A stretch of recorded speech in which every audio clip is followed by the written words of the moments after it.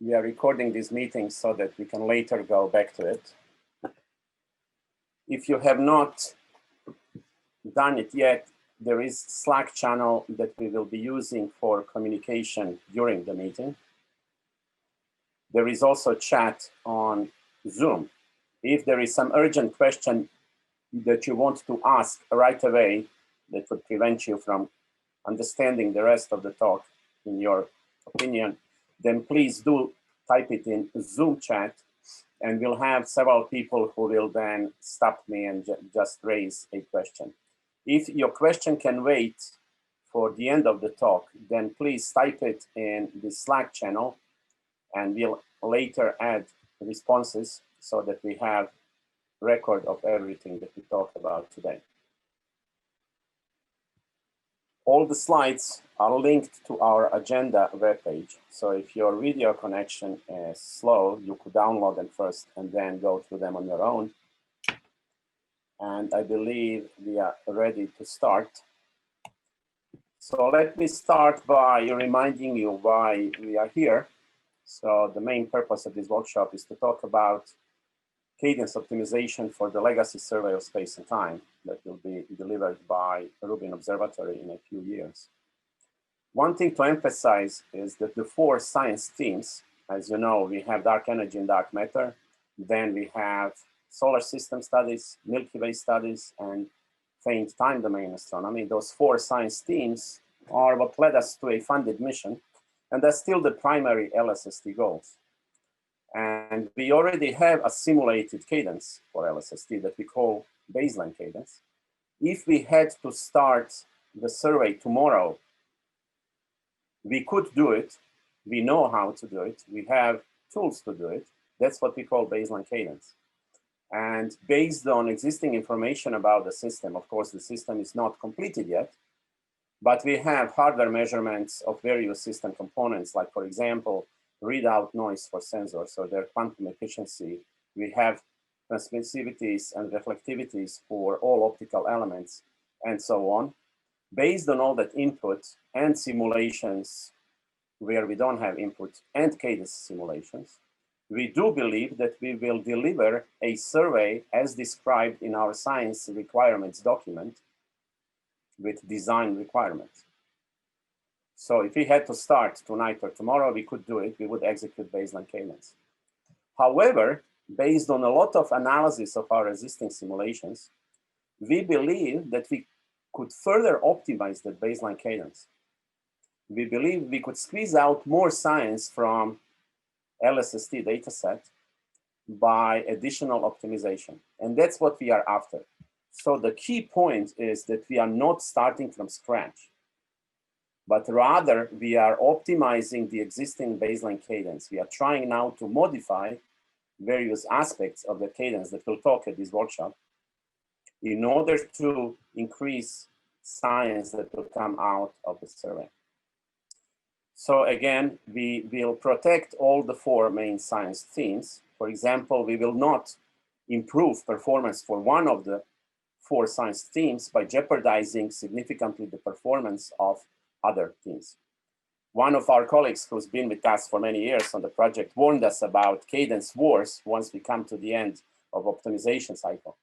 However, I think it was Phil Marshall who was the first one to call it cadence diplomacy. What we are trying to do here is to optimize at the system level, is trying to optimize all 4 main science themes simultaneously and increase the overall science output of the survey. Or I think it was Andy who came up first. When you look at this as an optimization problem, we are not trying to maximize happiness. We are not trying to make one of the themes infinitely capable, but rather we are trying to minimize unhappiness. We want to protect all the science themes while trying to make survey as capable as possible at the system level. So we'll be together for 2 days, 4 hours each day with a little break at about halftime. We'll have 4 sessions. So this first session is designed as introduction to various aspects of this optimization effort, because we have lots of registered people. I can't see right now how many people are logged in, but we had over 200 registered people prior to workshop. So many people by definition, will not be cognizant of all the very details. So the first session is designed to do that, and also is designed for science collaborations to talk directly with their SCOC liaisons. SCOC stands for Survey Cadence Optimization Committee, and we'll introduce that committee today too. They are charged with recommending the best cadence strategy to the project at the end of the optimization period. And then after the break, we'll start with overview of existing cadence simulations. So we have more than 100 different simulated ways of how to execute LSST, and we need to choose the best strategy. And then again, we'll have breakout groups at the end, where again, you can touch base with your SCOC liaisons and express your opinions about what you learned so far or ask for additional information. And then tomorrow morning, we will start with analysis of these simulations, and then again go into breakout groups that will be focused on some open cadence questions. And then the last session will have only a few slides shown, and it is designed as open house discussion. So I'll go in a little bit more detail as I go through this first part for session one. I will be talking for about 30-40 minutes, and then we'll switch to breakout group work. So in session one, what I want to do is to go in more detail through this agenda I just went through briefly. Then I want to introduce the Survey Cadence Optimization Committee. I'll call it SCOC in the rest of the talk. I will introduce you to their goals, decision process, and timeline on which they're expected to make their recommendation. Then we'll talk about Cadence Notes, which are little short white papers, and we'll go into more details later. And then we'll switch to Knut Olsen and Meg Schwamp, who set up a tool called GatherTown for us, which will allow us to have multiple breakout rooms, but it will be easy to go from one to the other. And I never used before this tool, but I tried it prior to the workshop, and it's really cool. And so Knut and Meg will tell us how to use it. You can try before, if you click on this website, then the password you need to know is Vera C. Rubin with VCR capitalized. So our main goals today and tomorrow come in three flavors. So the first one, to introduce you to this committee that is empowered to make final recommendations about LSST cadence strategy. So it's like the supreme time allocation committee. They will basically recommend the entire observing time of LSST, how to be used. It's not classical time allocation committee because the whole survey will be run by a piece of software. It's essentially, you could call it AI, artificial intelligence, running the survey, but the rules with which it will decide where to go is what we need to decide. Then second goal is to give you update on cadence simulations and analysis of these simulations. Again, we have now quite a large number of different ways of executing LSST in hundreds, and we would like essentially help from our science stakeholders in understanding their behavior and picking those that are best for science. And lastly, this new committee, SCOC, they don't want to operate in isolation in some smoky room and then say, we think this is the best way to do it. They want to do it in a quantitative, traceable way, and they want to receive feedback from all our science collaboration members and science stakeholders in general.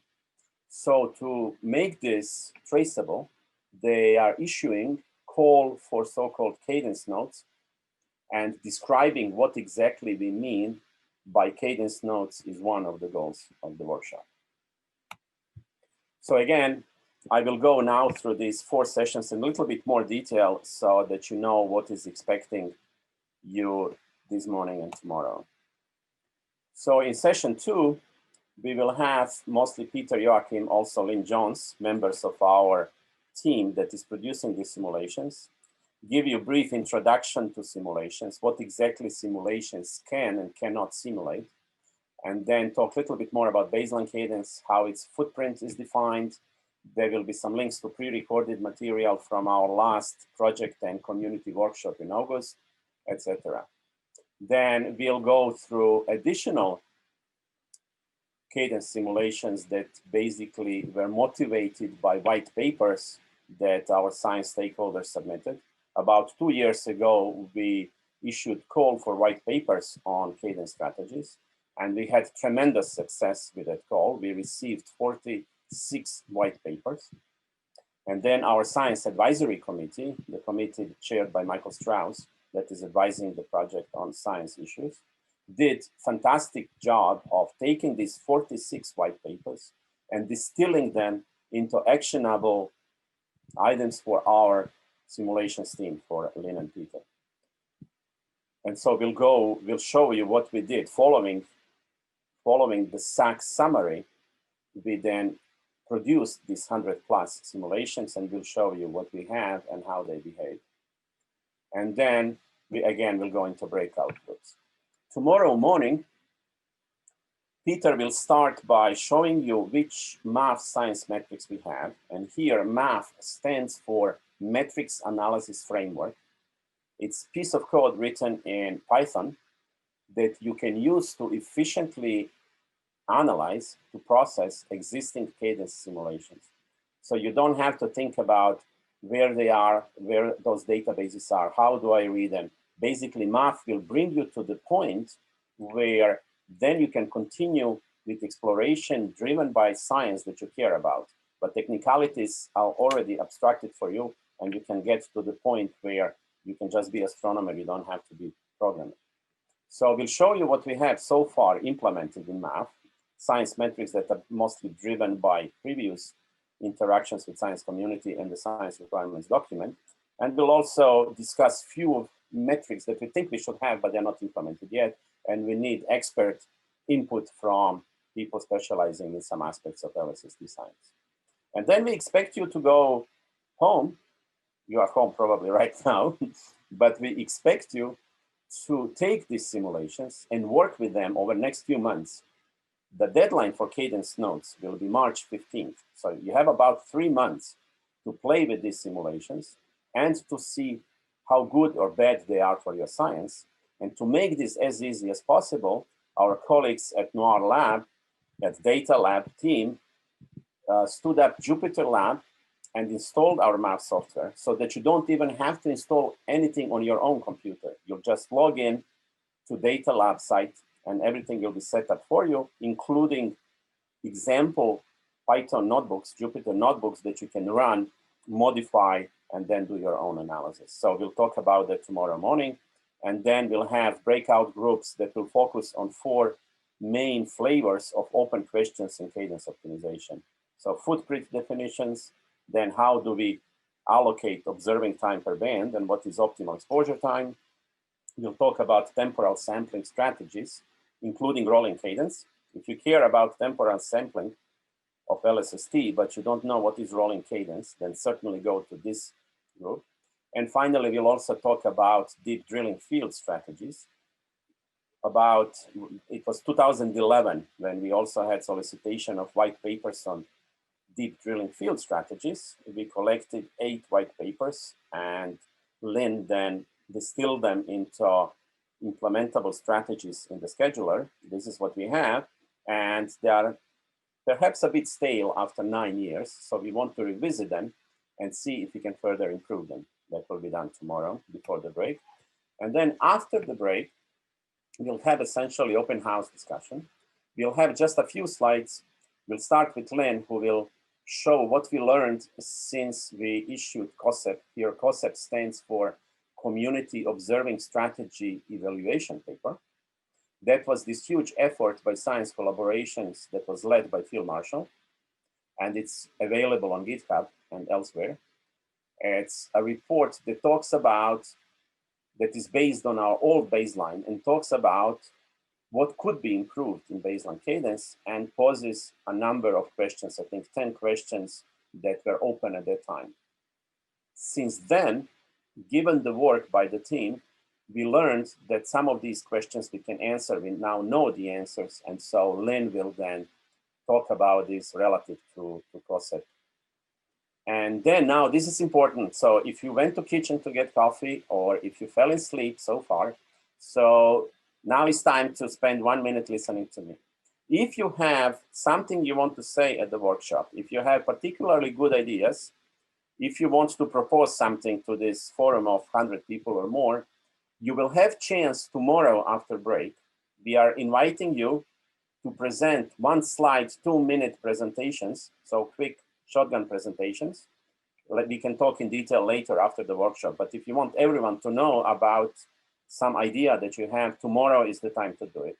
So if you want to do so, send me PDF with 1 slide to this email, and I will add it to the agenda page, and then we'll run it tomorrow. You'll have your 2 minutes. Deadline until beginning of session tomorrow. So by 9 a.m. Pacific tomorrow morning, for me, maybe evening for you, if you send me this slide, it will be included in this session. And so after we go through these slides, then it will be basically open discussion. We will be putting questions to Slack and then go in the order of either question or discussion suggestion. We'll probably have few moderators. What we would like to hear from you is, for example, what would be the best way to support you when you start using Jupyter Lab with math as data lab? So would you like to have some real people having office hours who can talk in real time? Or would you like to have documents that describe how to, or something third? So that will be a chance for you to provide feedback. And then most importantly, you will also be, by the end of workshop, you will know what Cadence Notes are about. You will have better understanding of all the simulations we have and what you can do with them. So if you have any feedback for us, if you want to learn more about SCOC's decision process, if you have comments, the end of workshop tomorrow after the break will be time when we can have open discussion. So that's roughly outline of the workshop. So let me now focus a little bit on our awesome committee. So again, SCOC is Survey Cadence Optimization Committee. It includes 11 people selected from the community, science community, for their expertise and community leadership. And they span all the main science teams of LSST. And essentially they span all the continents when there is LSST interest. So their job is to ensure that we make the Rubin Observatory LSST as good as it can be, given constraints like we have system, we can't improve it much, we have observing conditions we can't do much about, but given the system and known observing conditions, how do we maximize science? And at the same time, how do we prevent ourselves from engaging in cadence wars, but rather we just practice cadence diplomacy? The committee is supported by 2 project members, by Lynn Jones, who is our leader of the cadence simulation team, and myself. I'm chairing the committee, but Lynn and I do not have vote in that committee. There are 11 people who have voting rights, and hopefully we'll work by consensus rather than vote on something 6-5 or something like that. Charge for SCOC is to make specific recommendation for the cadence choices for the full survey. We do anticipate that as we learned more about system behavior, say after a year of the other, a year, maybe 2 of the survey, we will have very detailed look at the performance of the survey, and then we'll see if we need to revisit the overall strategy for the survey. But this recommendation will be applied first year or so, but it will assume that it will last 10 years. Once that recommendation is made, we want SCOC to help us communicate this to the science community. And then once we settle on this recommended strategy, then we will want to modify it a bit to enhance so-called early science from LSST. And by early science, we mean all the science that is done prior to LSST data release 1. So data release 1 will be based on the first 6 months of survey data. It will take another 6 months to process it. So about a year after the beginning of the survey, we will have LSST data release 1. Now, of course, you want to know when will that be, when operations will start, and I cannot give you a precise answer. And the main reason is delays due to COVID. So before COVID showed up, we were supposed to start operations on October 1, 2022, and that plan had about 5 months of schedule reserve. So now we have to shift it because of time lost due to COVID. For example, the Italian company that is supposed to complete the dome could not come to Chile because of COVID.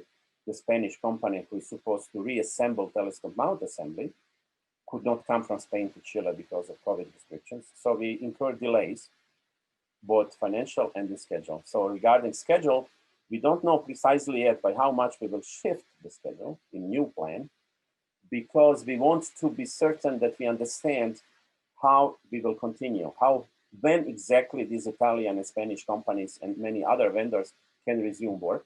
So once we know that better, and we are talking about timescale of a few months, we will have new official schedule. Until then, we are advising everyone who needs to know schedule for planning purposes to simply shift the old schedule by a year into future. So we are now assuming that operations will start not in October of 22, but in October of 23. It's still unofficial, but if you need for some proposal or some other purpose to understand roughly how large is delay due to COVID, we believe it will be of the order 12 months. Also, the commissioning effort that was supposed to produce 2 fairly large surveys as part of commissioning that would be used to construct templates for image differencing will probably be shorter than we anticipated. And so some of templates will have to be finished during the first year of the survey. So we also need to modify Cadence a bit because of that reason. So all these modifications relative to the recommended 10-year strategy, we put under this rubric 3, modifications to enhance early science observations. And then as we go into operations, SCOC will be a standing committee, and we will expect SCOC to take information from our survey evaluation working group, which will be a group of people within the project in one of the departments led by Leanne Guy, who is now project scientist for data management. So they will have few people who will track the progress of the survey quantitatively, and in some regular intervals, they will be talking to SCOC and discussing whether we need to modify the overall Cadence strategy or not. So these are the 4 main charges to the SCOC. Another thing that I would like to emphasize strongly is that SCOC members do not represent the specific scientific interests of any science collaboration. Most of these people are members of science collaborations, but they are not supposed to advocate for their own science collaborations. After the COVID is gone and we go to real meetings again, do not pull them by the sleeve and say, I want this to be in final strategy. No, that's not their job. Their job is to optimize the global scientific productivity of LSSD. Also, we expect them to actively seek input and advice from you. So even though they cannot advocate for specific science collaboration, we do encourage everyone to have information flow. If you see something that could be improved in our simulated cadences, or if you see something that was really bad idea and you can demonstrate it was silly and bad, then please do let us know, of course. And lastly, we encourage the SCOC members to share all the information that we have in our discussions. There is no secrecy. We are aiming for complete transparency. Indeed, ideally, if we had different 11 people on the SCOC, but given the same information we are providing to them, one would hope that they would end up with the same recommendation to the project. Of course, that's impossible because we are all people, but in some loose statistical sense, we are hoping that this would be true, that it will be easy to trace the logic from the input quantitative information that the SCOC was given to the final recommended strategy, that it will be not controversial in the end, and that's why we also aim for complete transparency. So the strategy to get to this recommendation is to split the work in 2 phases. In the first phase, we would settle on the overall cadence strategy. For example, we would say we do want this many mini surveys, this many deep drilling fields. We have main survey So we would have decision whether we are going with rolling cadence, if so, what kind of rolling cadence, etc. So that's what we call strategy, the overall outlook of a given cadence rather than exact fine-tuning of the various knobs we have. So we want to get to recommended cadence strategy by the end of the next calendar year. And then we will have about 9 months to produce another batch of simulations that will all follow the same cadence strategy, but then we will turn those knobs, we will fine-tune that strategy to be as efficient as possible given the boundary conditions. And so during these 2 phases, we do want to continue our information flow with science stakeholders and science collaborations in particular. So we think we should probably have 3 workshops. This is the first one that we are at now. Second workshop would then discuss this detailed optimization of the observing strategy recommended by the SCOC, how we could do that. And then finally, we'll see if we need another 3rd workshop, which will be the last opportunity then to further fine-tune recommending strategy and to talk more about early science optimization. We will have much better understanding of the system behavior and the schedule by the time the 3rd workshop would be scheduled in summer of 22. So we'll probably have it too. This was timeline that we issued for the SCOC work about a few months ago in August.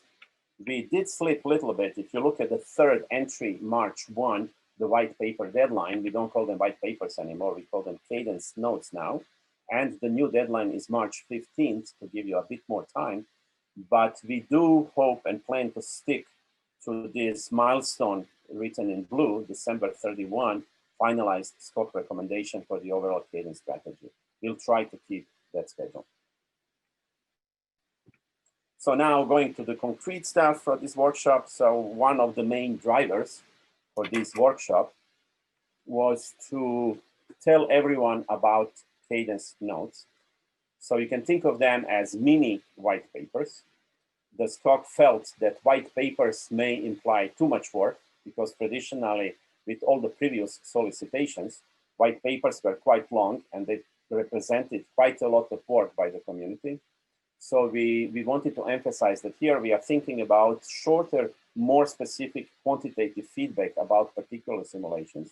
So that's why we call it Cadence Notes.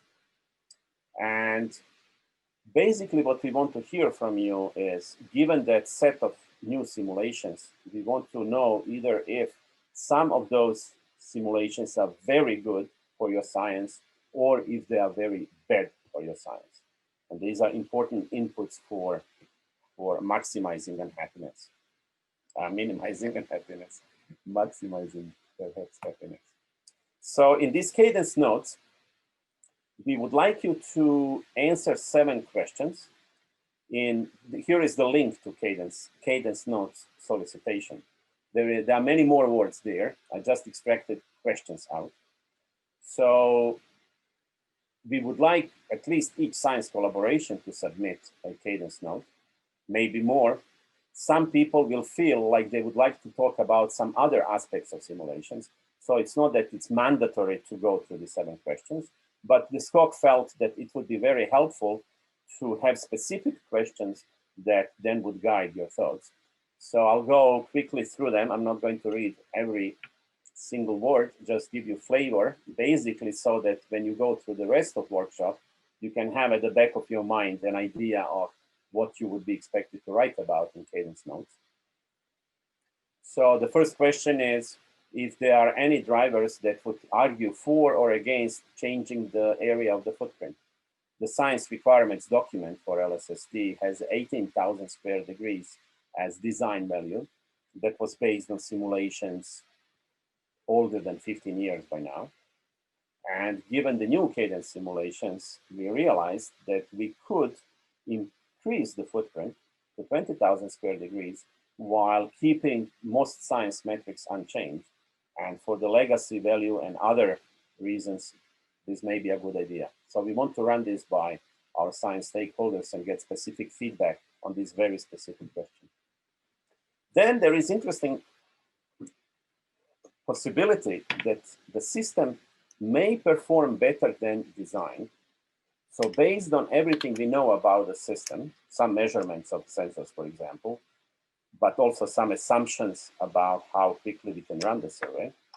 So when you take this all into account and you do your best estimate right now, how would survey perform in terms of integrated at and do, we believe that survey could be 10%, perhaps a little bit more efficient than design. Now, before you start jumping up and down and saying how great that is, I want you to remember that we don't have the system yet. Most of telescope pieces are still in boxes. The camera is still in California. So there is long road ahead until we come to the point that we can use the system. And many things can change. But again, at this point, it looks like it might be more efficient than we thought. And that's the reason for asking this question. How would we use this 10 or 20% of extra time if it really turns out to be available? Then, given the readout noise measurements, we are now realizing that we could optimize our standard exposure time. And the most significant optimization would be in the U-band. So in other bands, GRI, ZY, the readout noise is basically negligible compared to the background noise due to sky brightness. In other words, if we had zero readout noise, the depth in GRI and Z and Y would not change substantially. However, the sky in the U-band is quite dark. And so you do see contribution of readout noise to the overall noise because the sky does not contribute as much as in other bands. In other words, you would like to have longer exposures than our standard exposure in the U-band. And after some optimization, we decided that just having one 50-second exposure instead of two 15 seconds in the U-band would be much better for the survey than baseline. What would happen is that you would steal about a little bit of observing time from other bands that translate to about 0.02 magnitudes in depth in GRI, ZY on average, while you would gain half a magnitude, 0.5 magnitude of depth in U-band. And so trade-off is clear, you should do it, but again, we do want to hear back from all of you.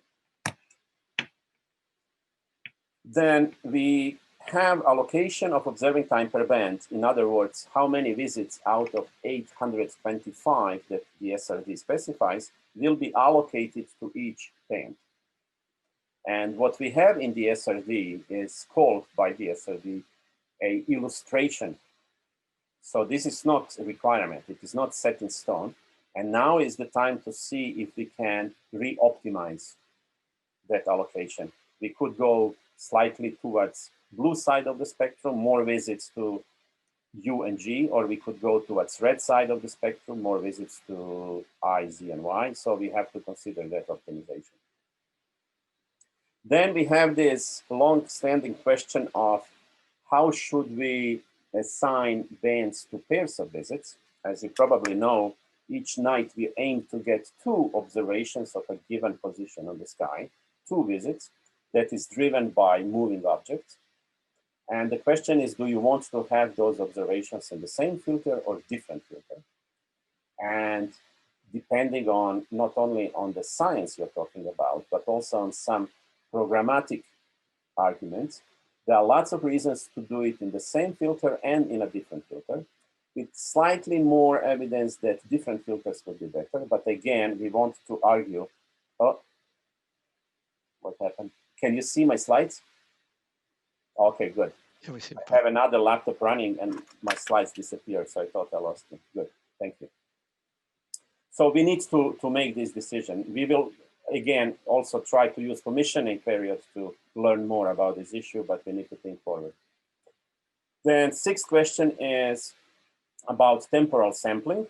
So the baseline cadence assumes uniform sampling. So given visibility of a given position on the sky during observing season, we try to observe it as uniform as possible in time. However, there are some science programs, and the best example is supernovae, that are saying that their science is jeopardized by the fact that the frequency of observation is not sufficient to get well-sampled light curves. And you could fix this either by buying another LSST. That is not possible right now. The other possibility is that you don't try to observe the whole visible sky at a given time, but that you focus on only half the sky. And that allows you then to sample that half of the sky that you are observing twice as frequently as baseline cadence. So in the context of supernovae, what you would get is 1/2 of the sample in supernovae numbers. You would get 1/2 of supernovae, but that half that you would get would have twice as many data points per light curve. And scientific trade-off is such that this is good for supernovae. And the question is it bad for other science cases, or should we adapt it? And that's the largest outstanding question in the context of temporal sampling. And finally, there are a couple questions back on Q3 we might want to get to before we. Okay, I'm almost done. So let's go to questions when I'm done. I just need 1 more minute. So that's basically the 7 questions that will be in Cadence Notes. Again, if you will feel like there are other topics you want to address, of course, you can address them too. So I will stop here. We have formally like 15 minutes, 20 minutes before going to Gather Town. So let me take a few questions now, and then we'll have Knut and Meg tell you a little bit about Gather Town. Knut, are you on? Yes, I'm here. So do you have any slides that you would like to present, or you want everyone to go to Gather Town and then talk there, or how do you want to do it? I thought maybe I would just, rather than have everybody go in at once, which will be a little chaotic while we're still on Zoom, I think. I would just show a few features in Gather Town by sharing my screen, no slides. Oh, excellent. Okay, That's perfect. So is 10 minutes enough? Yes, that should be plenty. Okay. So then we have about 10 minutes to take questions. I don't see them. I'm still sharing my screen. Let me stop sharing screen. Peter, where are the questions? Oh, there's some in the Zoom chat. Oh, in Zoom chat. On Q3, should that read 1 × 30, not 1 × 50? No, it should read 1 × 50. So first of all, you want to get rid of one readout. So you go for one snap, not 2. And then you ask yourself, is 30-second optimal, or should it be a little bit longer? And we did a number of simulations and settled for 50 seconds. We are now also studying how photo Z performance will be improved due to deeper U-band data. Melissa Graham is about to deliver the study. We have some other considerations, photometric metallicity, quasar star separation that depend on U-band photometry. So we'll have quantitative arguments for why it should be 50 and not 40, 60, or 30, or whatever. But it's not a typo. We do plan to go with more observing time in U-band. Is this 10 to 30% assuming a single 30-second snap for images? No, our baseline is to have 2 15-second snaps in standard visit. As everybody knows, we would improve efficiency of the survey by as much as 8% if we went with single snap instead of 2. Originally, we had 2 snaps to be able to reject cosmic rays. Now with thick CCDs, cosmic rays don't look like very sharp features similar to PSF. They look more like worms, most of them, and we think we can find them morphologically using just 1 snap. We don't need to do image differencing on 2 snaps. However, there are some other programmatic reasons that made us decide to keep 2 snaps in a visit as a baseline until further notice. We are fully cognizant that yes, we would gain 8% more in efficiency if we went with 1 snap, but there are reasons to keep them in baseline for now. So, veramente mi sta mascherando. I don't understand that. I'll skip. I think you can ignore that. All right. Okay. I don't see any other questions. Did I miss anyone? I didn't see any more questions from there, and there were no questions on the Slack channel either. So, okay, thank you. Then I propose we continue with Gather Town. Knut, you can take over screen sharing and. Sounds good. Okay, and is Meg on? Yep, I'm here. Yeah, okay, so jump in when you feel like it, Meg. Yeah, so let's see. So you can see that? Yep, Yes, showing. okay, good. Yes. All right. Yeah, so when you log into Gather Town, you'll notice that you appear as a little character. A few of you are already in, and this is a virtual space which you move around with the arrow keys. You can configure some things with your character. I think you're asked to choose a character at the start. It's a fairly big map. If you want to see where you are on the map, you can click this map icon down here. We've set aside spaces for all the rooms, but as you see on the mini map, it's a little hard to read where you might want to go. So Meg has put together a map with directions that are easier to read. That's available on the workshop webpage. So if you're lost at the beginning, you can look at that. If you ever get completely lost, you can click here and reset your position, and you will appear at the spawn position, which is right here before you go into the meeting area. So there's a few sort of big areas. You have this beach here. So if you want to have private conversations, find a spot on the beach and have your conversation with who you like. Inside the room is set up. There are rooms for each of the science collaborations, and the whole idea behind this platform is that when you get close to people, yeah, I'm getting some feedback.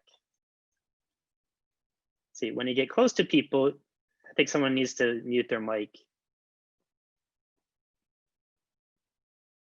Oh, okay. Yeah, still feedback. It might be because Might be somebody in Gather Town, but there's no feedback on Zoom. So maybe just move, get away from that group. That's a good idea. Okay. Go to the beach. There we go. Is that better? Yes, that's a lot better. Okay. Yeah, so right, the areas here, there's one room for each science collaboration. There's a couple of places, so each room has an interactive whiteboard that should be on the wall. You can type X when you get next to it, and maybe I'll move over there in a minute.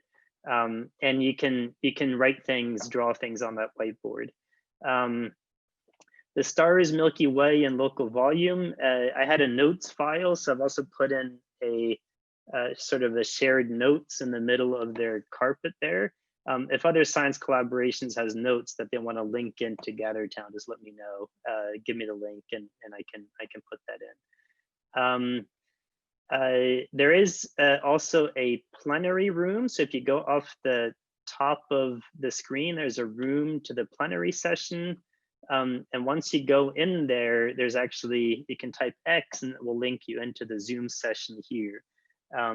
So if you want to go back and forth between GatherTown and Zoom, that's a good way to do it, because linking in from GatherTown will turn off the GatherTown video and audio, and you won't have feedback issues by connecting to both at once. So I should maybe have done that.